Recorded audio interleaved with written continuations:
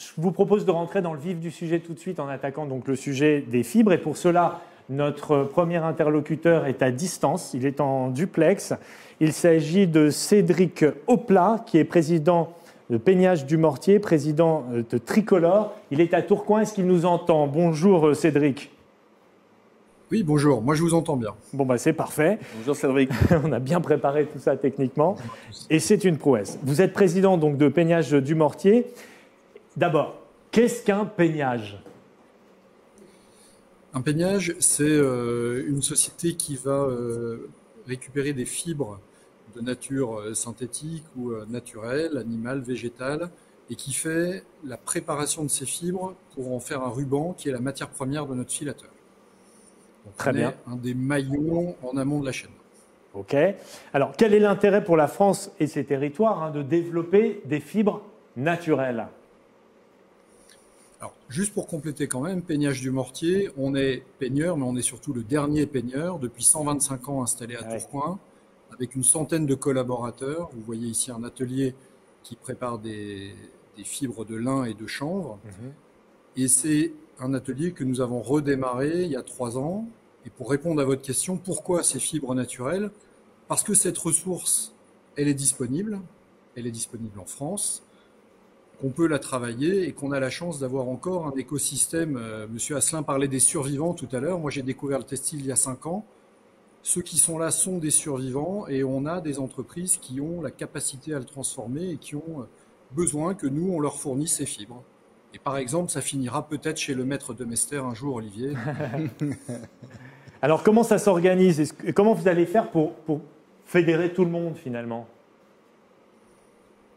Alors, c'est un mode projet parce que nous, on est au cœur de plusieurs filières. En fait, on a notre savoir-faire de préparation des fibres, mais on essaye de jouer un rôle d'interface entre les éleveurs de moutons qui vont nous fournir leur meilleure laine et puis les utilisateurs qui vont en faire du fil ou qui vont en faire du non-tissé pour de l'isolation du bâtiment.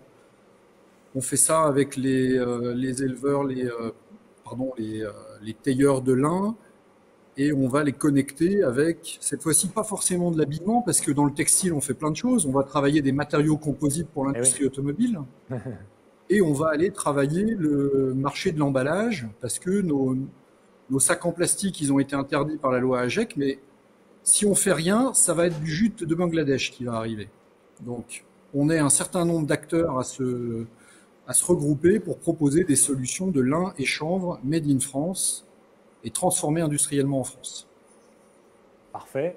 Une petite question peut-être, messieurs, à Cédric Oplat ou... Non, mais je sais pas si Olivier, tu veux rajouter... Une réaction d'Olivier? Oh, bah merci Cédric, et on a de la chance d'avoir quelqu'un comme Cédric dans la filière, parce que c'est quelqu'un qui la joue collectif, qui a accepté tout de suite de prendre en main le dossier tricolore, avec toutes les perspectives qu'on peut avoir autour de la laine. Donc ça c'est fabuleux, je te remercie. J'ai de la chance de l'avoir dans notre bureau au niveau de l'UITH. En direct. J'en ai pas parlé beaucoup de la laine, mais justement, il y a tout un travail en cours sur l'écriture d'une feuille de route pour la filière laine française. On va répondre à la demande du ministère de l'Agriculture et toutes les bonnes volontés en ce moment sont fédérées pour définir les investissements nécessaires dans l'élevage, dans nos filières industrielles. Et puis, on espère qu'à l'aval, on aura des marques qui vont s'engager de plus en plus, de manière durable. Certes, au début, on est peut-être un petit peu plus cher, mais vous voyez, on a commencé l'atelier de lin que vous voyez derrière moi. Mais pour améliorer la compétitivité, on a investi dans un premier robot. Dès qu'on a les prochaines commandes, on installe les autres. Et on sera plus compétitif et ça sera vertueux. François Asselin, une réaction? Oui, je voudrais faire une petite réaction parce que j'ai entendu parler de laine, de mouton, de fibres végétales, de lin. Donc ça veut dire que l'industrie textile, en amont de votre industrie de transformation, il y a un enjeu qui se joue aussi au niveau agricole. Voilà. Donc le poids que vous représentez, on le voit souvent vers l'aval, mais en amont, c'est loin d'être négligeable. C'est un outil de notre souveraineté également, le fait de toujours avoir recours à des ressources locales.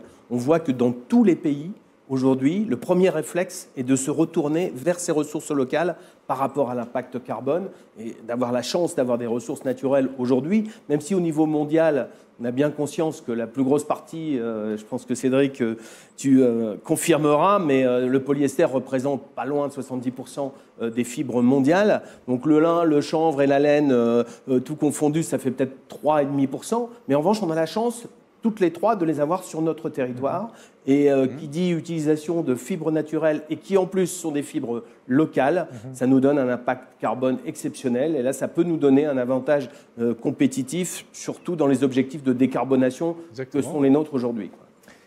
Parfait, on peut en tout cas remercier Cédric Oplat qui était en direct avec nous depuis Tourcoing, son atelier de peignage du mortier, président également, je le rappelle, de Tricolore. Merci beaucoup Cédric.